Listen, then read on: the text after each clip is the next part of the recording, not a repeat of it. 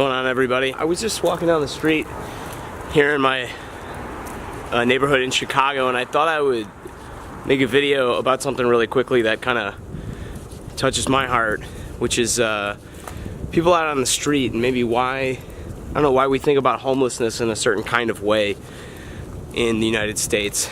And I want to talk about a couple of things. I probably will go back into my apartment in a second because it's pretty freaking cold out, and also somebody might jack this camera.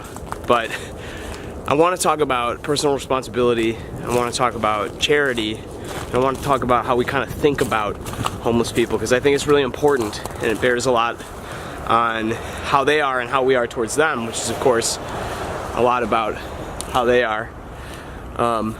So I guess let's head back in here, but this is my neighborhood. I thought I'd show it to you real quick. Something that's worth thinking about. You know, belief is something that exists. It's not nothing, it's a real thing. How the world is and how the world will react to what they do or what others do, it's pretty strong. So if I believe, that if I set my alarm at night, I'm gonna wake up in the morning, I'm probably more likely to set my alarm at night. If I didn't believe that, I wouldn't do it. Probably if I didn't think that working hard would get me somewhere, I probably wouldn't work hard. And for a period of my life, I didn't think that. I thought it literally didn't matter what I did. And that's important, I think, to think about, because I think it has some bearing on the conversation. All right, let's head up. It's fucking cold out.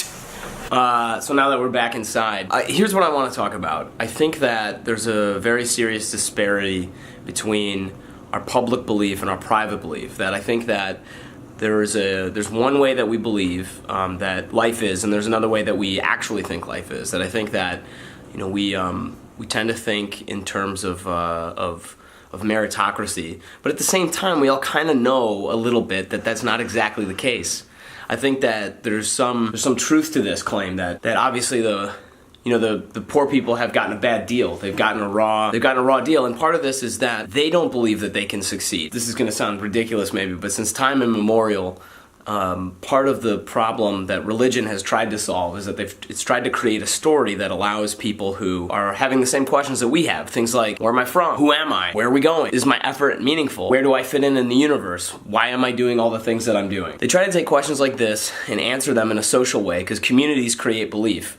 So these are people who are really looking for a thing to believe in, a story that puts them and their story in a community, in our community. When I was homeless, and when I wasn't working, when I was unemployed, I was putting out a lot of effort. I was thinking a lot. I was applying to a lot of jobs. I certainly was trying to get a job. I even had a college degree and had some really good internships. I've talked about this on the podcast with my uncle. The challenge was that my beliefs were telling me that the effort that I was putting out wasn't going to go anywhere. It wasn't going to meet out anything. I think that what might matter more than simple materials to give out, although that's important too, is an actual communal belief that we have that someone can truly come back, that their effort is meaningful, and that they can live a good life. That kind of idea might give them more desire to try to make it work. It might give us more of an impetus to recognize that this isn't a permanent thing. This isn't something that happened about someone permanently. This is something that someone can work out of. I think in addition to that, there are some people who maybe can't, and we owe them more.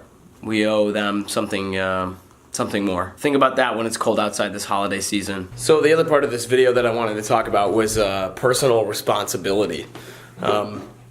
It's going to sound a little bit weird, especially because I started talking about poverty and poor people and all of this, but it'll maybe become clear in a second. I gotta get out. Look how dirty this room is. I mean, seriously. Talk about personal responsibility. Everything in this room is just breaking apart. Jesus. This is my bedroom. I think we can call this the dungeon, potentially, because of how this place looks. Here's what I'm talking about. Here's what I'm talking about with personal responsibility. Throughout all time, people have had to take personal responsibility for themselves in a world that is indifferent and doesn't care about them. Here's what's weird about that. This is the first time in the history of mankind that we've had a world that is filled with abundance. It also is constantly giving you the message, you don't have to take responsibility. You don't have to do anything you don't want to do. It's the world that's the problem, because we have brains, human beings have brains that have evolved to use tools, and the way that we think about it is a tool solves our problem. Intuitively, we all know that. If I want to go fishing, it's pretty hard to do without a hook, a rod, and reel, a net, anything like this. We've evolved to think like this. And advertising has evolved to use that lever in our brains in order to manipulate us into buying things that it wants us to buy. This is at least partially my theory. Why is this important? Well, it's important because personal responsibility isn't just saying, I'm taking responsibility for my lot in life and the things I have to do. It's recognizing that the world itself is whatever it is. And the best thing that you can do is try to make yourself fit within it, or recognize in yourself things that maybe don't fit within it, and try to change, not to fit the world, but at least accept the fact that you're not perfect, and that the things that you want and that you want to do actually don't fit in the world. This is actually a religious way of thinking. This is really important, that if you go back in time, things like self-denial, Buddhism, the concept of detachment from things, even the Christian concept of submission to God, and certainly the Islamic concept of jihad, which is one against the self, actually fits within this. Why am I talking about this right now? Because I think it does have to do with the plight of the poor, I think, at this time of year. The type of responsibility that you have to yourself, I think, is to acknowledge that if you really have feelings about them, you have to do something about it. You can't disappear that difference. You can't push that difference out and say, no, Brendan, these are people who need to take responsibility for themselves. Yeah, you're not wrong. But how many of them do you think every day are trying to make that happen? If it was easy, they would have done it. If it was something they could have done, they would have done it. We're not talking about the lazy guy at work. We're not talking about people who are slacking off. We're not talking about people who you think are maybe trying to just sort of mooch off the system. What we're talking about are people who are hungry. I give out pocket change all the time. I give out real money all the time. It's something that really bothers me. And as a part of something that really bothers me, I want to help implore others.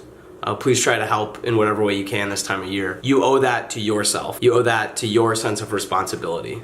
Because if you have a caring bone in your body, then you should do it. And if you don't, then I don't know that you're a human being at all anyway. Until the day that we can solve the entire problem, I think we just gotta think about things like this. And until that time happens, the madness continues.